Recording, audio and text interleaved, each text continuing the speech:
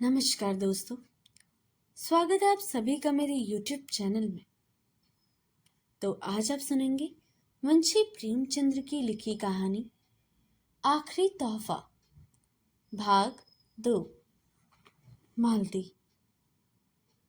तो तुम्हें इसकी ज्यादा परवाह है कि वह अपने दिल में क्या कहेगी।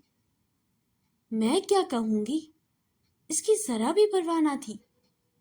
मेरे हाथ में कोई मर्द मेरी कोई चीज छीन ले तो देखूं, चाहे वह दूसरा कामदेव ही क्यों ना हो। अमरनाथ, अब इसे चाहे मेरी कायरता समझो, चाहे हिम्मत की कमी, चाहे शराफत, मैं उसके हाथ से ना छीन सका। मालती, तो कल वह साड़ी लेकर आएगी? क्यों? अमरनाथ, जरूर आएगी।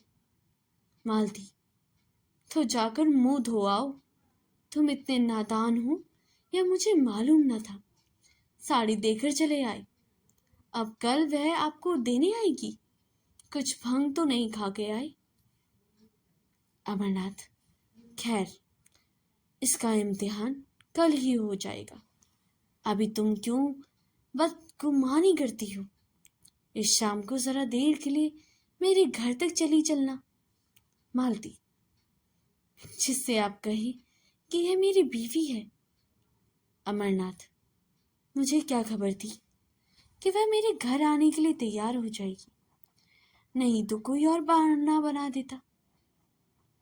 मालती, तो आपकी साड़ी आपको मुबारक हो, मैं नहीं जाती। अमरनाथ, मैं तो रोज तुम्हारे घर आता हूं, तुम एक दिन के लिए भी नहीं चल सकती। मालती ने निष्ठुरता से कहा, अगर मौका आ जाए तो तुम अपने को मेरे शौहर कहलाना पसंद करोगे। दिल पर हाथ रखकर कहना। अमरनाथ दिल में कट कर गए। बात बनाते हुए बोले, मालती, तुम मेरे साथ अन्याय कर रही हो। बुरा ना मानना, मेरे व तुम्हारे बीच प्यार और मोहब्बत दिखलाने के बावजूद एक दूरी का पर्दा पड़ा था। हम दोनों एक दूसरे की हालत को समझते थे और इस पर्दे को हटाने की कोशिश ना करते। यह पर्दा हमारे संबंधों की अनिवार्यता शर्त था। हमारे बीच एक व्यापारिक समझौता सा हो गया। हम दोनों उसकी गहराई में जाते हुए डरते थे। नहीं, बल्कि मैं डरता था कि तुम जानबूझकर ना जाना चाहती थी। अगर मुझे विश्वास हो जाता कि तुम जीवन सहचरी बनाकर मैं वह सब कुछ पा जाऊंगा जिसका मैं अपने को अधिकारी समझता हूं, तो मैं अभी तक कभी का तुमसे यही याचना कर चुका होता। लेकिन तुमने कभी दिल में यह विश्वास पैदा करने की परवाह ही ना की। मेरे बारे में तुम्हें यह शक है कि मैं नहीं कह सकता। तुम्हें शक करने का ना मैं कोई तुम्हें मौका दिया। मैं कह सकता हूं कि मैं तुमसे कहीं बेहतर और शौहर बन सकता हूं। जितनी तुम बीवी बन सकती हो, मेरे लिए सिर्फ एक एतवार की जरूरत है। मैं तुम्हारे लिए ज्यादा वचनी और ज्यादा भौतिक चीजों की। मेरी स्थायी आमदनी 500 से ज्यादा नहीं। तुमको इतने में संतोष ना होगा। मेरे लिए सिर्फ इस इत्मीनान की जरूरत है कि तुम मेरी और मेरी हो। बोलो, मंजूर है? मालती को अमरनाथ पर रहम आ गया। इसकी बातों में सच्चाई भरी हुई थी। उससे वह इनकार ना कर सकी। उसे यह भी यकीन हो गया कि अमरनाथ की वफा के पैर डगमगाए नहीं। उसे अपने ऊपर इतना भरोसा था कि वह उसे रस्सी से मजबूत जकड़ सकती, लेकिन खुद जकड़े जाने पर वह अपने आप को तैयार न कर सकी। उसकी जिंदगी मोहब्बत की बाजीगरी में, प्रेम की प्रदर्शन में गुजरी थी। वह कभी इस और कभी उस शाखा में चहकती फिरती, बेकैद, आजाद, बेबंद। क्या वह चिड़िया पिंजरे में बंद रह सकती है? इसकी जबान तरह तरह के मजों की आजादी हो गई। क्या वह रूखी सूखी रोटी से तृप्त हो सकती? इस अनुभूति से उसे पिघला दिया। बोली, आज तुम बड़ा ज्ञान बेकार रहे हो। अमरनाथ, मैं तो केवल यथार्थ कहा है। मालती, अच्छा मैं चल लूंगी, मगर 1 घंटे से ज्यादा वहां ना रहूंगी। अमरनाथ का दिल शुक्रिया से भरा उठा। बोला, मैं तुम्हारा बड़ा कृतज्ञ हूँ मालती। अब मेरी आबरू बच जाएगी, नहीं तो मेरे लिए घर से निकलना मुश्किल हो जाता। अब देखना यह है कि तुम अपना पाठ कितनी खूबसूरती से अदा करते हो। मालती, उसकी तरफ से तुम इत्मीनान रखो। ब्याह नहीं किया मगर बारातें देखी हैं। मगर मैं डरती हूँ कहीं तुम मुझसे दगा ना कर रहे हो। मर्दों का क्या एतबार। अमरनाथ ने निश्चल भाव से कहा, नहीं मालती, तुम्हारा संदेह निराधार है। कब का टाल चुका होता, फिर मुझसे वासना के बंदों का वहां गुजरा नहीं कहा।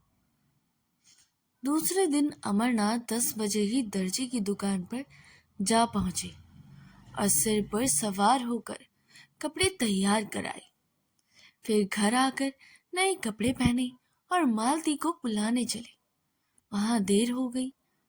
उसने ऐसा तनाव स्वीकार किया कि जैसा आज बहुत बड़ा मोर्चा है जितना है। अमरनाथ ने कहा, वह ऐसी सुंदरी नहीं है जो तुम इतनी तैयारी कर रही हो। मालती ने बालों पर कंघी करते हुए कहा, तुम इन बातों को नहीं समझ सकते, चुपचाप बैठे रहो। अमरनाथ, लेकिन देर जो हो रही है। मालती, कोई बात नहीं। भय की उस सहज आकांक्षा ने, जो स्त्रियों की विशेषता है, मालती को और भी अधिक सतर्क कर दिया। अब तक उसने कभी अमरनाथ की और विशेष रूप से कोई कृपा ना की थी। वह उससे काफी उदासीनता का बर्ताव करती थी।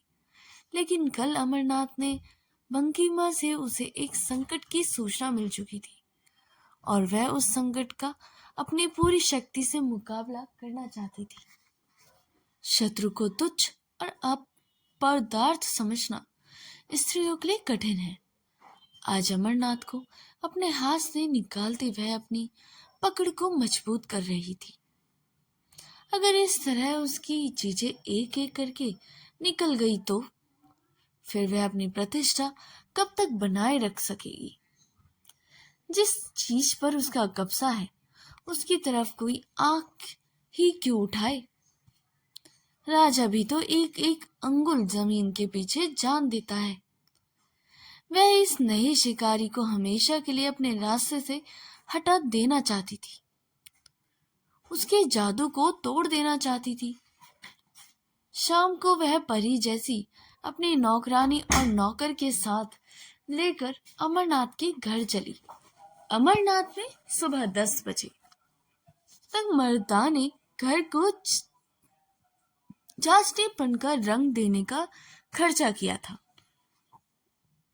ऐसी तैयारियां कर रखी थी जैसे कोई अफसर मुआयना करने आया हो। मालती ने घर पर पैर रखा तो उसकी सफाई और सजावट देखकर बहुत खुश हुई। जनाने हिस्से में कई कुर्सियां रखी थी। बोली, अब लाओ अपनी देवी जी को, मगर जल्द लाना वरना मैं चली जाऊंगी।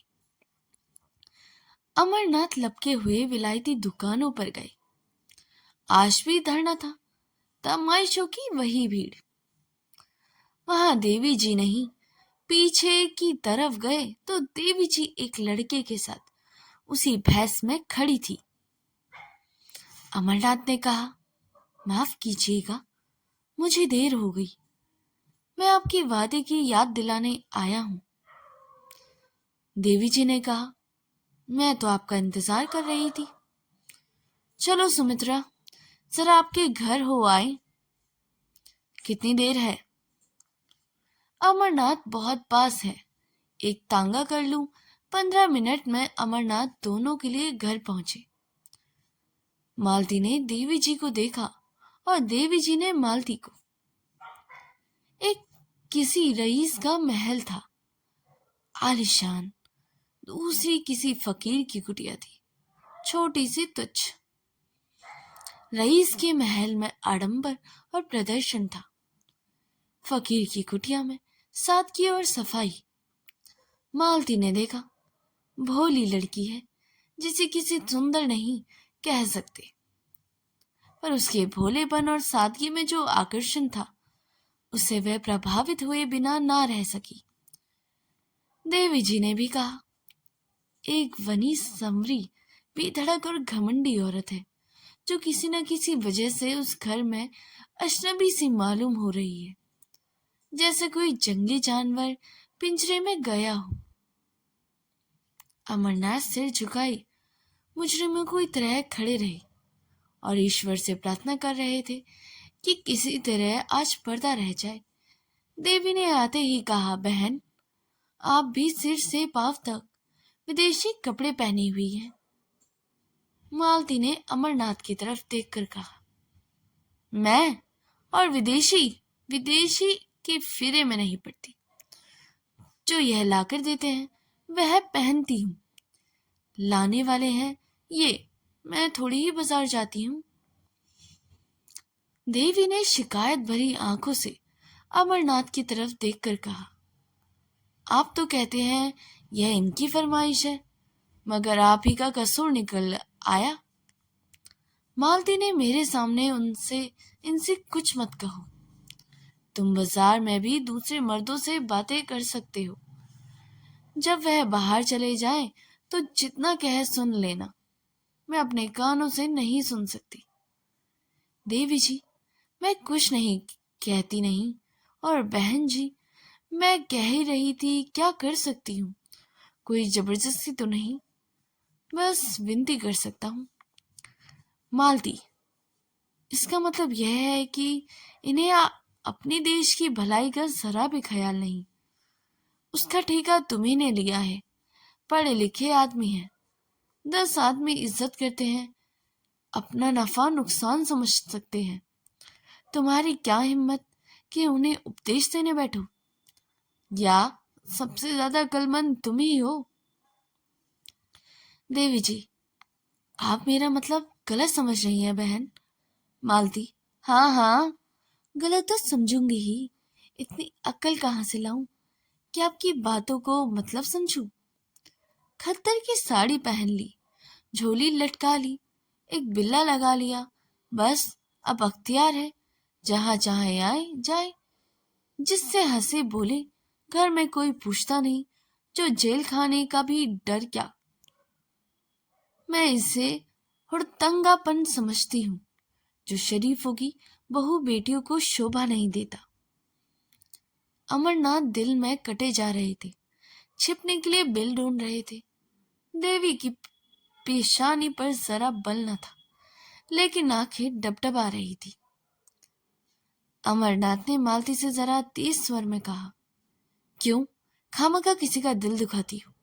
यह देवियां अपने ऐश आराम छोड़कर यह काम कर रही हैं, क्या तुम्हें इसकी बिल्कुल खबर नहीं? मालती, रहने दो, बहुत तारीफ ना करो, जमाने का रंग ही बदला जा रहा है। मैं क्या करूंगी और तुम क्या करोगे? तुम मर्दों ने औरतों को घर में इतनी बुरी तरह से कैद किया कि आज वे रस्म रिवाज शर्म हया को छोड़कर निकल आई हैं, और कुछ दिनों में तुम लोगों की हुकूमत का भी खात्मा हुआ जाता है। विलायती और विदेशी तो दिखलाने के लिए हैं, असल में तो ये आजादी की ख्वाहिश है जो तुम्हें हासिल है। तुम अगर 2-4 शादियां कर सकते हो तो औरत क्यों ना करे? सच्ची बात यह है, अगर आंखें हैं तो अब खोल कर देखो। मुझे वह आजादी ना चाहिए, यहाँ तो लाश ढोते हैं, और क्या शर्म हया को अपना सिंगार समझती हूँ। देवी जी ने अमरनाथ की तरफ फरियाद की आंखों से देखकर कहा, बहन ने औरतों की जलील करने की कसम खा ली है। मैं बड़ी बड़ी उम्मीदें लेकर आई थी, मगर शायद यहाँ से नाकाम जाना पड़ेगा। अमरनाथ ने वह साड़ी उसको देते हुए कहा, नहीं, बिल्कुल नाकाम तो आप नहीं जाएंगी। हाँ, जैसी कामयाबी की आपको उम्मीद थी वह ना होगी। मालती डपटते हुए कहा, वह मेरी साड़ी है, तुम उसे नहीं दे सकते। अमरनाथ ने शर्मिंदा होते हुए कहा, अच्छी बात है, ना दूंगा। देवी जी, ऐसी हालत में तो शायद आप मुझसे माफ करेंगी। देवी जी चली गई तो अमरनाथ ने थ्योरिया बदल कर कहा, यह तुमने आज मेरे मुंह से कालिक लगा दी। तुम इतनी बदतमीज और बदजमान हो, मुझे मालूम न था। मालती ने रोषपूर्ण स्वर में कहा, तो अपनी साड़ी उसे दे देती। मैंने ऐसी कच्ची गोलियां नहीं खेली। अब तो बदतमीज भी हूं, बस जवान भी। उस दिन इन बुराइयों में से एक भी ना थी जब मेरी जूतियां सीधी करते थे। इस छोकरी ने मोहिनी डाल दी। जैसी रूह वैसी फरिश्ते, मुबारक हो। यह कहती हुई मालती बाहर निकली।